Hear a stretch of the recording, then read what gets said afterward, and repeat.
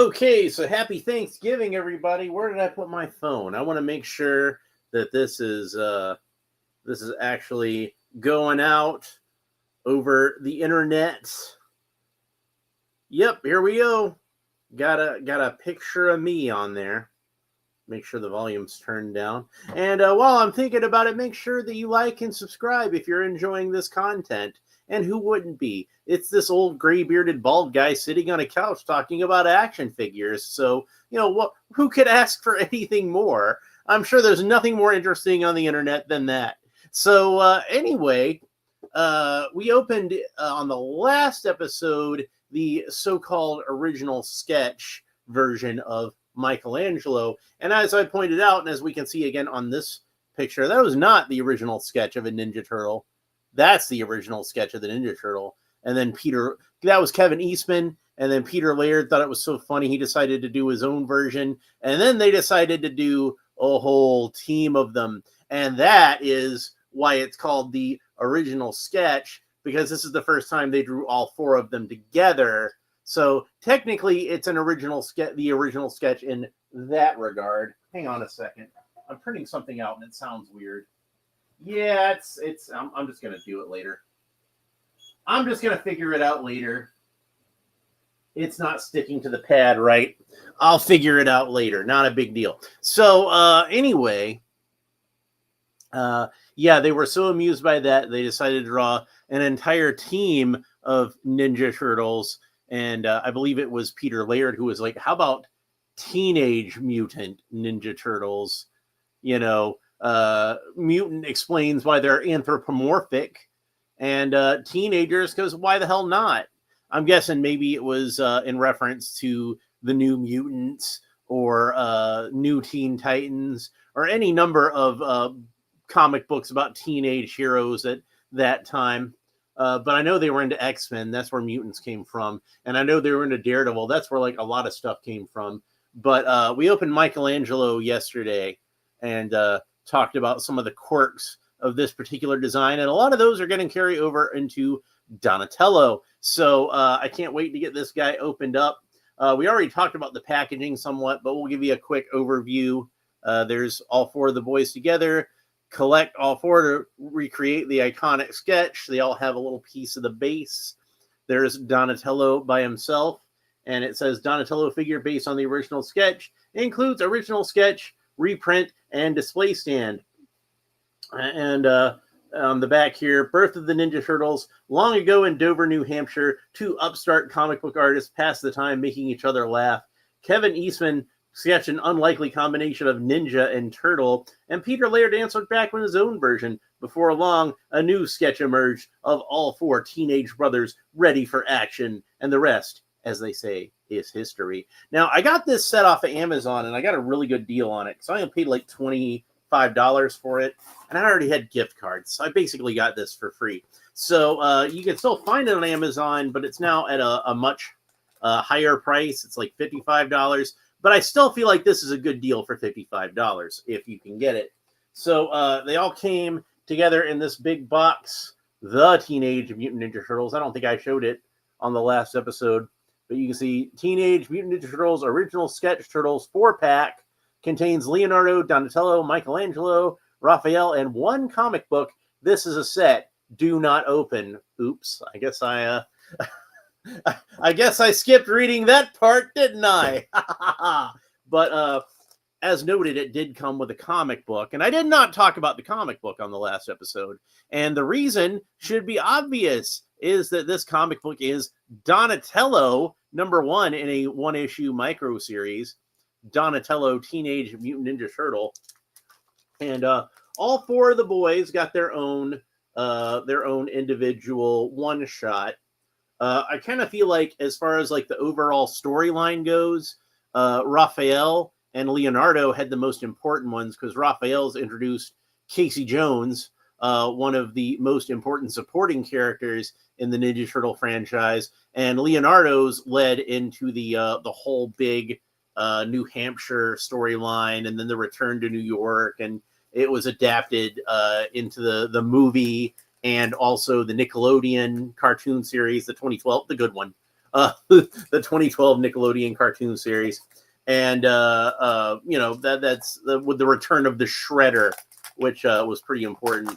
But this comic I thought was really cool, even though it's not as important as far as the overall storyline of the Turtles. But I love it anyway, and it's a nice, thick comic book. We are not going to read this whole comic book. This is not a little He-Man mini comic. This is not 8 pages of me doing funny voices. This is this is practically a full graphic novel. And I believe this was the second one they did. The first one they did was Raphael, and the next one they did was Donatello. Now, both the guys have gone on record to say that that's their favorite Turtles, respectively. So it shouldn't be a surprise that those would be the ones that would come first. So I suspect also that, like, Raphael was probably a little bit more of a passion project for Kevin Eastman, and Donatello was a little bit more of a passion project for Peter Laird. But we're going to see some of that as we get into it. So our first page here is one of the boys yelling out, "Hey, Donatello, can't you do something about the hot water? A guy can't take a decent shower around here." I'm guessing it's Raphael because he's getting kind of pissed off. Yep, Raphael. Raphael, do I look like a plumber? Can't you see I'm busy? Well, yeah, but this is important. I hate cold showers. And then April says, "Maybe if you ask Don nicely, Raphael." "Geez, what for? He's got to use the shower too." And then, "Raphael, you are just too much. He may be rude, Don, but he's cool but rude." But he does have a point. If you can fix that junk hot water heater, I won't have to call a repairman. Hey, you're right, April. I'll see what I can do. Oh, and don't forget to keep an eye out for Kirby. You know, the guy who leased the little office space too in the front cellar. Oh, does the name Kirby sound familiar to you? That's because it's actually a character based off of Jack Kirby, the King of Comics. And here's a great double splash page of a very Kirby-esque monster leaping out at our boy Donatello. And it says Eastman and Laird's Donatello, Teenage Mutant Ninja Turtle in Kirby and the Warp Crystal. So Jack Kirby was one of Peter Laird's artistic idols, and Kevin Eastman as well. And in fact, the thing that they bonded over was Jack Kirby artwork, that Peter Laird actually had a piece of original Jack Kirby artwork, and Kevin Eastman was very impressed with this. "Oh, it must be Kirby. What's he doing?" And he's making a sketch of an insect that comes to life. "Jack, how'd he do that?" And Kirby says, "Holy cow, a green alien. I don't remember drawing you, so you must be real. You've come for the crystal, right? Heck, I was just borrowing it for a while. No need for rough stuff, okay, pal?" "My name is Donatello. Slow down, friend. I know I must look odd to you, but I'm no alien, and I'm definitely not hostile. I'm just fascinated by what you did. How on earth?" "Oh, it's not really me. I mean, I can draw, sure. I've been doing it for years, but it's this crystal here that supplies the magic." So basically, he's got this crystal tied to his pencil, and anything he draws comes to life. And Donatello tries to draw something, and he just winds up drawing a stick man. He is not as talented as the King of Comics, but it does come to life and eventually fades away. So it's this whole big adventure between Jack Kirby and Donatello, and it's a really cool comic. Like I said, as far as like the overall Ninja Turtle stories go, this is just like a fun side story. You know, it's not. But I figure they probably picked this one though because it's probably one of the more family friendly of the original Mirage comics. And then Jack drew a very Kirby-esque drawing for Donatello to thank him. And Kirby actually did his own pinups of the Ninja Turtles. You can find Jack Kirby artwork. And it actually does also contain the Raphael one-shot. I'm kind of surprised at that. I was expecting this was just going to be the Donatello one-shot, but no, it's got the Raphael one-shot in here too. Which the Raphael one is my favorite of the 4 micro series, which shouldn't be any surprise because Raphael is my favorite of the Ninja Turtles. But also, since it introduces our boy Casey Jones, like I said, it's pretty important to the overall storyline of the Ninja Turtles saga. I would say that to me, in my opinion, it's kind of a dealer's choice as far as what you feel like is more important between Leonardo's one shot or Raphael's one shot. But this is a really cool comic, and this makes it an even better deal because like a comic like this, it was a free comic printed by IDW, and I wish it had noted on the comic that it had the Raphael story in here too, because that makes it even better. But there's just one thug here I want to show you real quick. For those of you not familiar with this story, this also got adapted into the movie.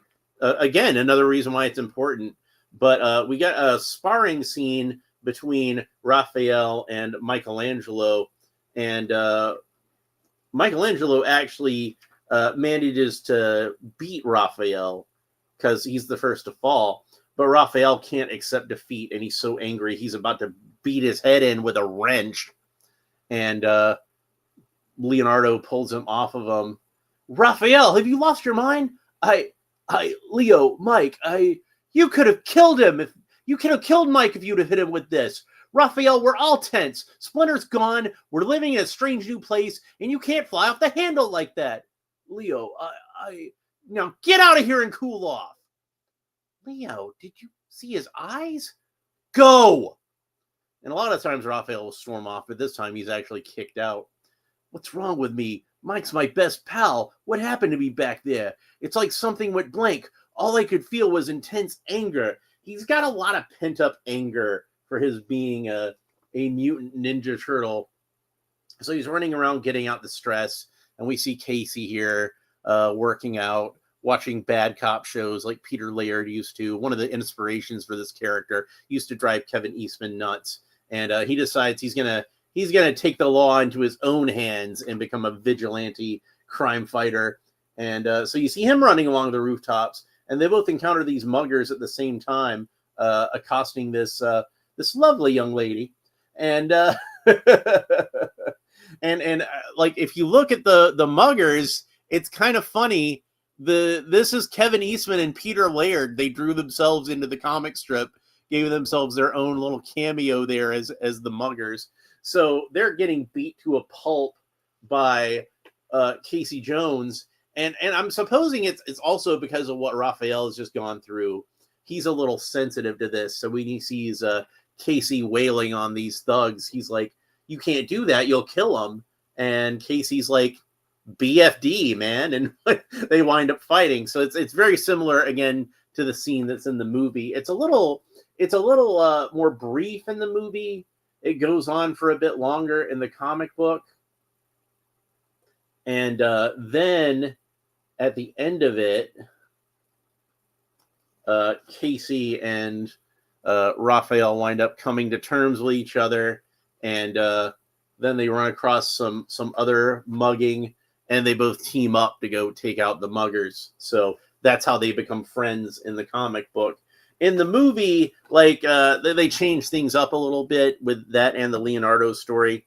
Of course, in the movie, I'm sure you remember that Raphael gets ganged up on by the Foot Clan and thrown through the skylight of April's apartment. Well, in the comic book, in the Leonardo micro series, it's actually Leonardo that gets ganged up on by the Foot Clan and thrown through the skylight. Bobby Wald is here, and he says, Happy Thanksgiving. Happy Thanksgiving to you, too. I hope you had a nice dinner. I sure did. My sister made some of the macaroni and cheese that my mom usually makes, and she did a good job with it. She acquitted herself well. So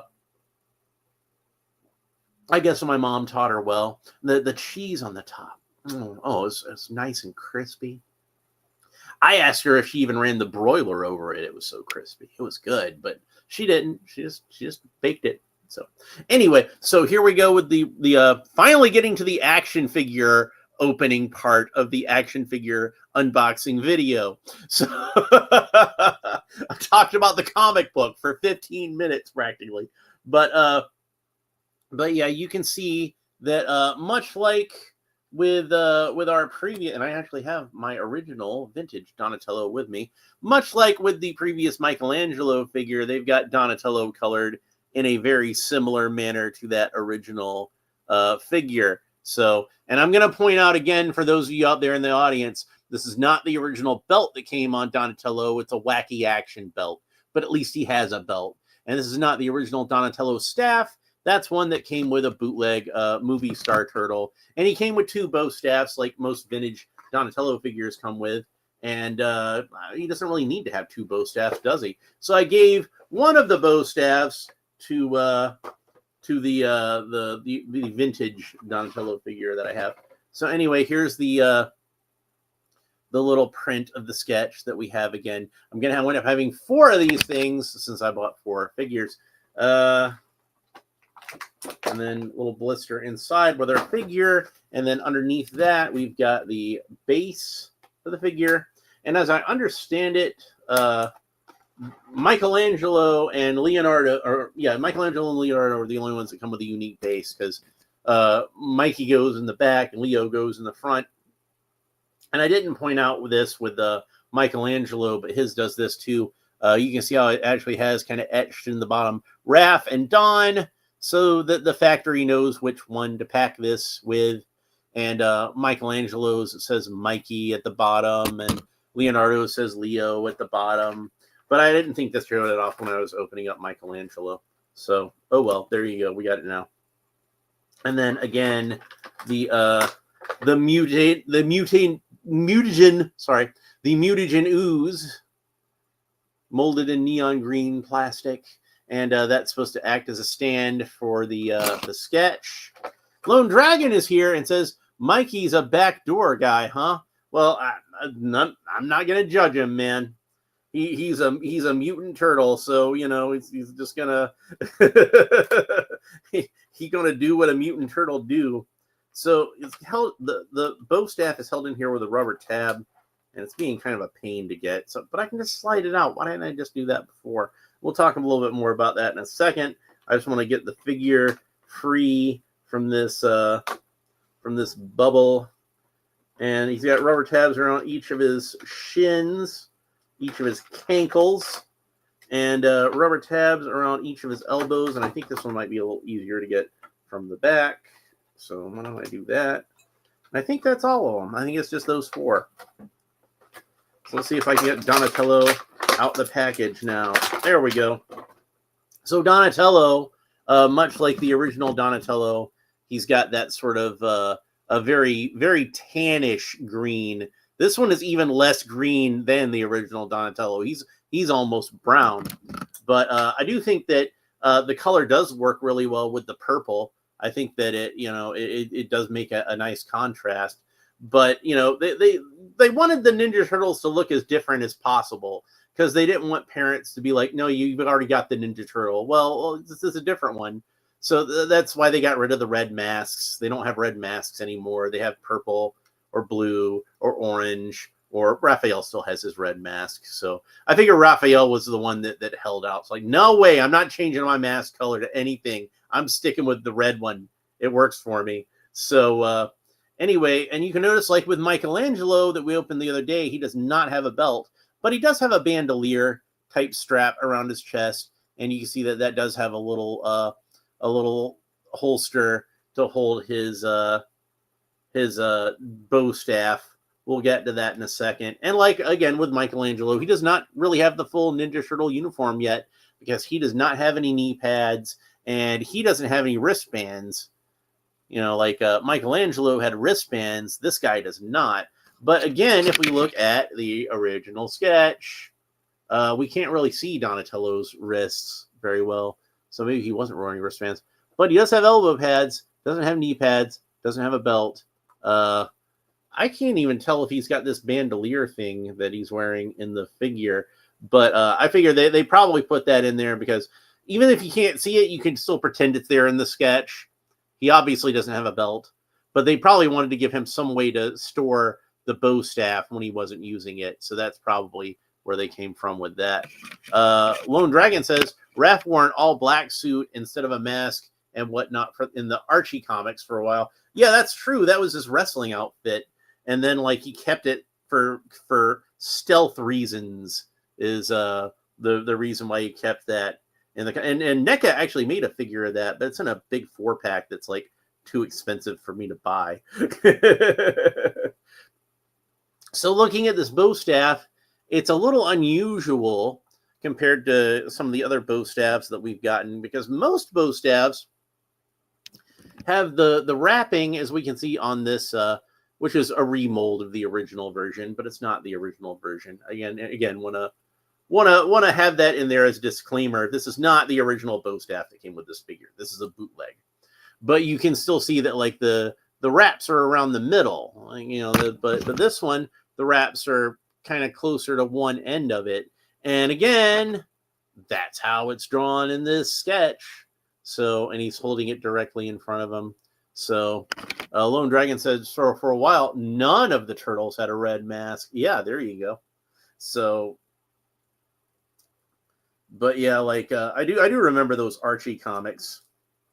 So it kind of reminded me of when Spider-Man got his black costume, and he kept with it for a while. I guess because they thought that one was cool looking.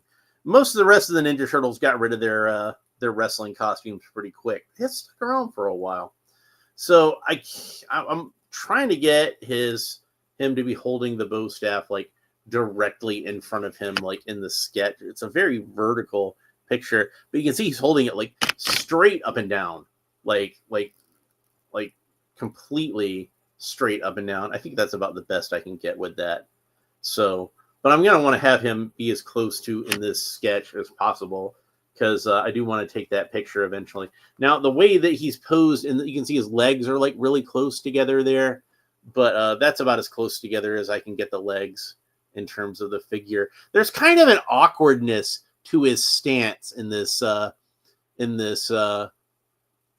sketch, which I kind of feel like contributed a lot to Donatello's personality later, and that he was the one who was kind of the most intellectual and the one who was least prone to violence of all the boys. So, and I do want to point out also that since this is like an early version, they haven't quite figured out how the shells work yet. So they are kind of fused at the shoulders there, which would not be the case later. And it's a lot more of a cartoony sort of look for the boys, like almost like they were Looney Tunes characters. It does again really remind me of that Tortoise Beats Hare cartoon, and the way that tortoise. I haven't seen that one in years, but that's the thing that it reminds me of. I don't know how accurate my assessment is or not.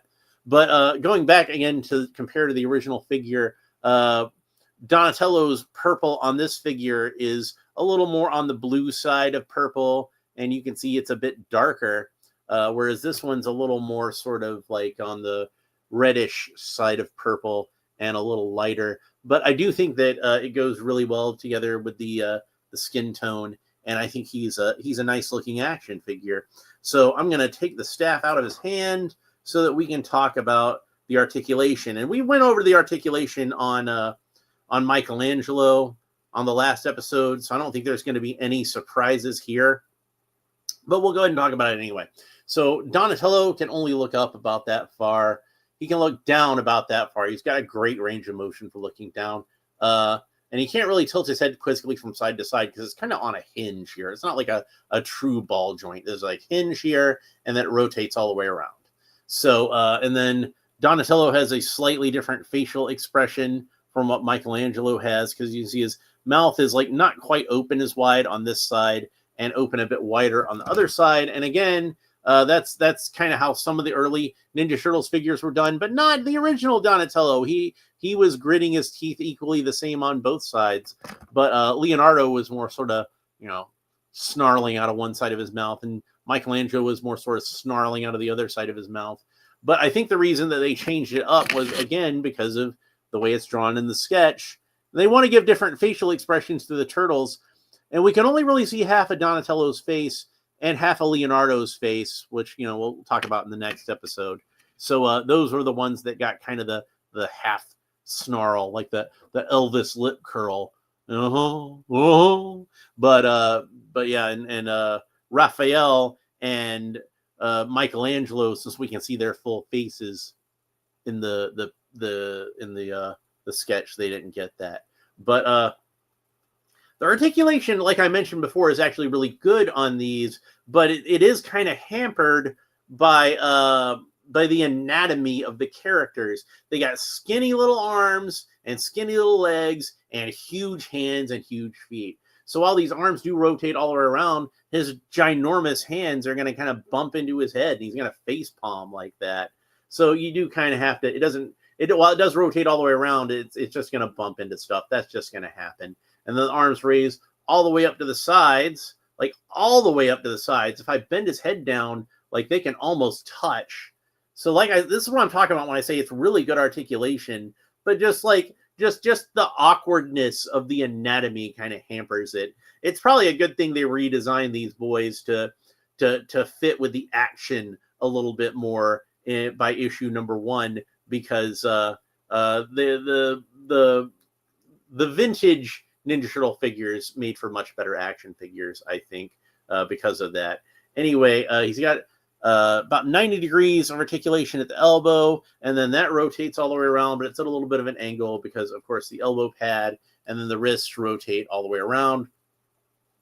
No articulation at all in the torso, but what do we expect with this big old bulbous turtle shell? And he can only kick up about that far. Again, the turtle shell kind of gets in the way a little bit. That's to be expected. And it's those kind of weird sort of hinge joints at the waist, the hips, that I don't really like very much. But you can get him to do splits, no problem. It'd probably look a bit more impressive if not for his big old turtle cankles. And then he's got a single joint of articulation at the knee that bends about 90 degrees. Looks like about 90 degrees to me. Again, it's kind of hard to tell with the turtle cankles. And then that rotates all the way around.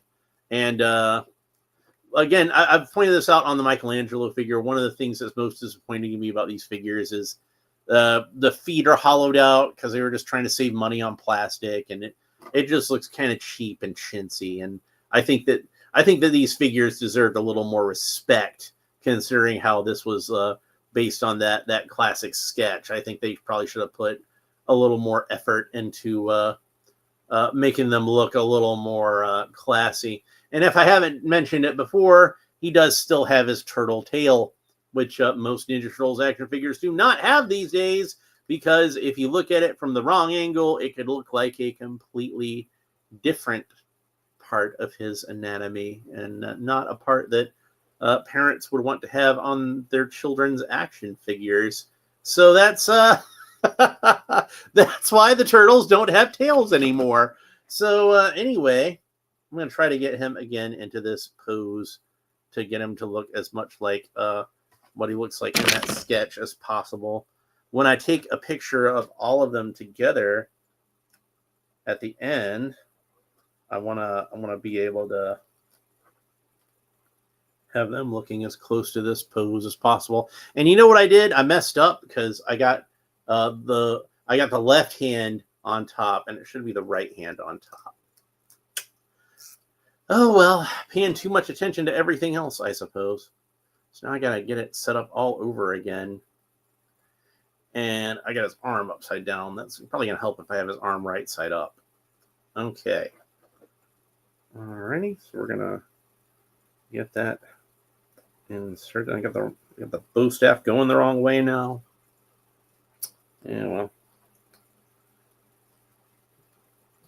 So this is a really cool figure, just like Donatello. It's just as good as Donatello. And I've still got 2 more figures in this set to open, because we still got Raphael, which I'm going to save him for last because he's my favorite, and there's some interesting things I want to talk about with that figure also. And Leonardo, who's going to be the next episode. So, but that's the order I've been opening these boys in. I go Michelangelo, Donatello, Leonardo, and Raphael.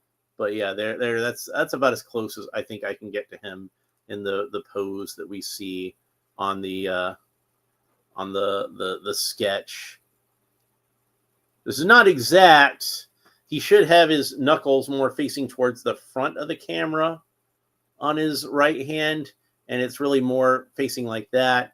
But, you can't have them all, I guess. So anyway, that's it for this episode. I hope you enjoyed it. If you did, please make sure that you like and subscribe and all the other fun YouTube stuff down below. Thanks for spending a little bit of your Thanksgiving holiday with me. It's always nice to hear from you guys. I went and visited with my mom and my sisters for Thanksgiving, and we had a nice dinner, and then I pretty much just fell asleep because I've just been really tired lately. So I decided I'd probably better just go home, and then I've still got to work tonight. So I'm going to take a little bit of a nap before I got to go into work. But I did want to go ahead and open up this Donatello figure, and next episode is going to be Leonardo, so don't miss that. One of your mom? What, like an action figure of my mom? No, she don't have an action figure, so it wouldn't be that exciting anyway, But yeah. So anyway, that's it for this episode. Hope you enjoyed it. We will talk to you next time. Bye. Hit the end stream button, and that's the end of the stream.